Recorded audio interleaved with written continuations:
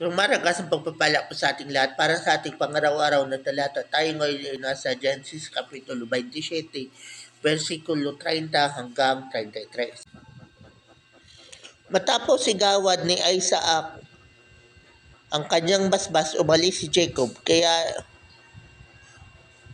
siya namang pagdating ni Esau na may dalang usa.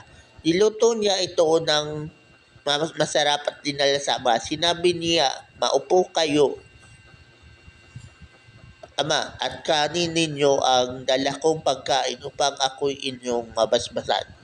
Sino ka ba? Tanong ni Isaac. Si Esau po ang inyong panganay, tugon nito.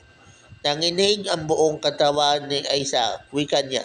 Kung kayo'y sino ang naunang nagdala sa akin ng pagkain, katatapos ko lang kumain ng ikay dumating. Binindisyonan ko siya at tatagliin niya iyon magpakailanman.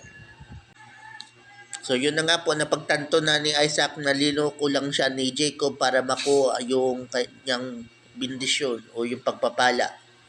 Pero hindi na yun mababawi pa kay Jacob sapagkat yun ay magiging may kasama kasi yun na propesiya para sa kanya at para sa bansang Israel.